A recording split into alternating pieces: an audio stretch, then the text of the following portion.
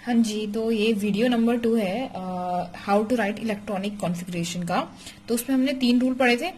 3 rule कौन से? आप बाओ, हुंड का रूल, हुंड का मल्टीप्लिसिटी वाला, और पाउली का एक्सक्लूजन प्रिंसिपल।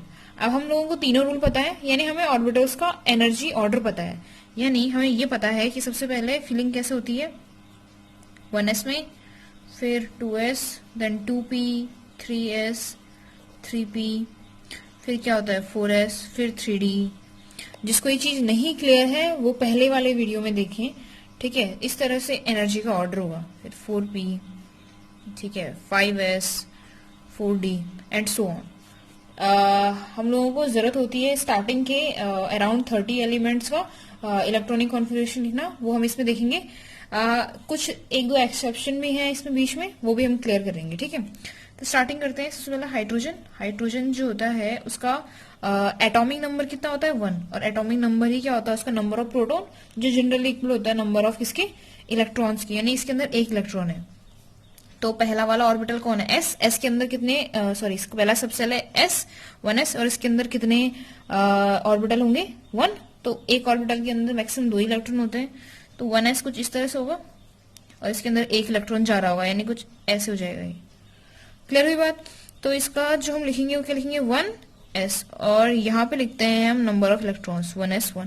तो इसका जो इलेक्ट्रॉनिक कॉन्फ़िगरेशन होता है हाइड्रोजन का वो क्या होगा 1s1। हीलियम, हीलियम का 2 होता है, यानी उसमें कुछ इस तरह से फिलिंग होगी, एक और दूसरा भी इसी के अंदर, यानी सेम वही सबसे, लेकिन नंबर ऑफ इलेक्ट्रॉन्स कितने हो जाएंगे 2। इसमें ध्यान देना, इसमें जो पहला वाला होता है ये, इसको बोलते हैं मेन क्वांटम नंबर, इसको रिप्रेजेंट करते हैं एल से। ये जो एस होता है ये बताता है सबसेल, यानी ये क्या होता है एल, और ये जो होता है ये होता है number of electron, number of electron. ये तीनों चीजें इस तरह से चीजों को रिप्रेजेंट करती है। क्लियर बात? ठीक है। अब नेक्स्ट देखिएगा, जैसे लिथियम, लिथियम के अंदर कितने इलेक्ट्रॉन होंगे 3, इसी तरह से तो हो जाएगा 1s2, क्योंकि अब s के अंदर मैक्सिमम 2 इलेक्ट्रॉन हो सकते हैं, हम दूसरा ऑर्बिटल यूज करेंगे, यानी 2s, 2 हो गए, एक और बचा, यानी एक यहाँ पे आएगा, इसका हो जाएगा 1s2, 2s1। ऐसी बेरिलियम का 4 होता है, 1s2, 2s2। बोरोन का 1s2, 2s2, 2p1। अब इसमें ध्यान देना है कि p के अंदर मैक्सिमम इलेक्ट्रॉन कितने हो सकते हैं, क्योंकि p का ऑर्बिटल में 3, p के सबसेल में 3 ऑर्बिटल होते हैं, तो मैक्सिमम 6 इलेक्ट्रॉन हो सकते हैं। यहाँ पे ही है, ठीक है। बोरोन क्या आता है कार्बन, जाएगा 1s2, 2s2, 2p2। Nitrogen 1s2, 2s2, 2p3, ठीक है। क्लियर हुआ? ऐसे यहाँ पे देखिए ऑक्सीजन का कितना होगा, ऑक्सीजन का हो जाएगा total number of electron 8, 1s2, 2s2, 2p4, ठीक है। ऐसे ही फ्लोरीन का 1s2, 2s2, 2p5। ऐसी नियॉन, नियॉन कितना होता है 1s2, 2s2, 2p6, right. Clear हो जाता है? अब यहाँ से देखिए, अब यहाँ से ये p फुल भर चुका है, यानी अब नया ऑर्बिटल आएगा, तो उस कितना हो जाएगा सोडियम। सोडियम का 11 होता है, 1s2, 2s2, 2p6। अब इसके बाद नया ऑर्बिटल यूज होगा, तो कौन सा वाला होगा 3s1 वाला, ये वाला। p फुल हो चुका है 2p, अब क्या आएगा 3s, यानी क्या हो जाएगा 3s1। ऐसी मैग्नीशियम का कितना हो जाएगा 1s2, 2s2, 2p6, 3s2। s full हो चुका है, अब नया ऑर्बिटल यूज होगा। ऐसी एल्यूमिनियम का 13 होता है, 1s2, 2s2, 2p6, 3s2, 3p1। ऐसी सिलिकॉन का 1s2, 2s2, 2p6, 3s2, 3p2, ठीक है। आगे देखिएगा सिलिकॉन, इसके बाद क्या आता है यहाँ पे देखिए फास्फोरस, फास्फोरस का 15 होगा, 1s2, 2s2, 2p6, 3s2, 3p3। ऐसी फास्फोरस के बाद क्या आता है sulphur, 1s2, 2s2, 2p6, 3s2 3p4।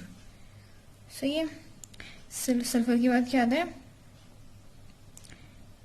Chlorine 1s2 2s2 2p6 3s2 3p5। ठीक है, इस तरह से ये हो गए। इसके बाद आर्गन, आर्गन का कितना होता है 18 2s2 1s2 2s2 2p6 3s2 3p6। ऐसे किसका आर्गन की बात क्या आता है बताइए। आर्गन कितना हो गया 18, फिर आता है 19, 19 पे कौन होता है potassium 1s2 2s2 2p6 3s2 3p6 हो गया। ठीक है, अब 3p के बाद कौन सा था 4s, तो ये जाएगा 4s1। ठीक है, इसके बाद आता है कैल्शियम जिसका होता है 20, क्या हो जाएगा 1s2 2s2 2p6 3s2 3p6 4s2। ठीक है,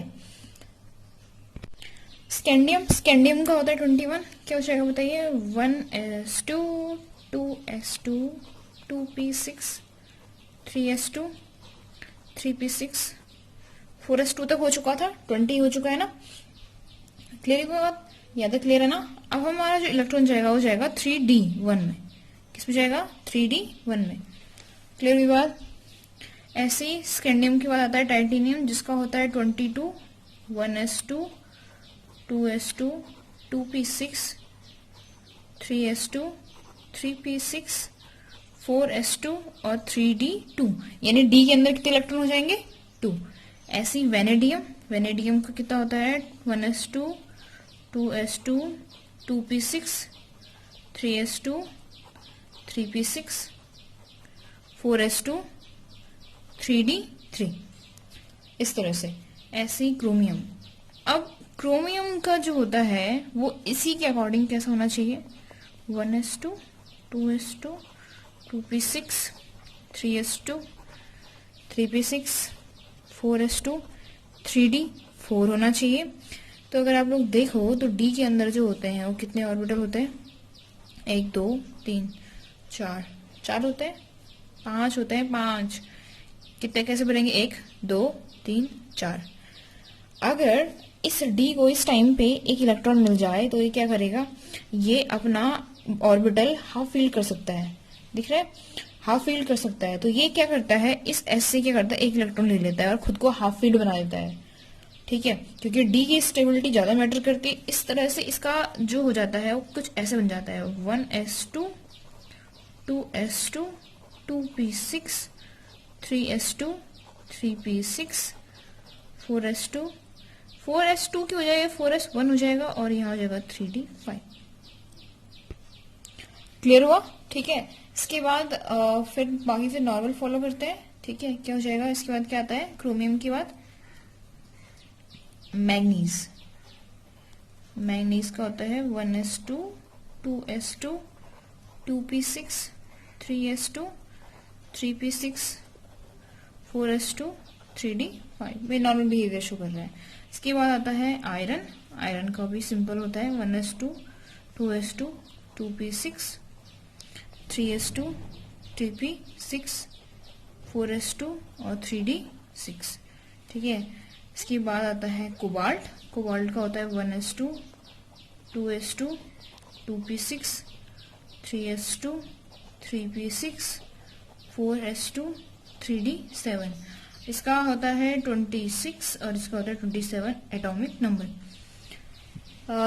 फिर होता है 28, किसकी बारी आती है 28। 28 पे कौन आता है बताइए बताइए, निकिल आते हैं, निकिल भाई साहब।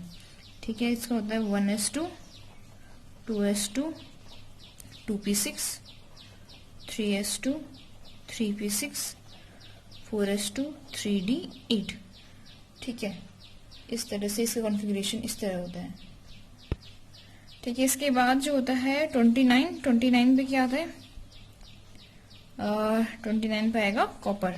अब कॉपर का बिहेवियर देखिएगा जरा ध्यान से 1s2 2s2 2p6 3s2 3p6 4s2 3d 9, D में कितना है 9।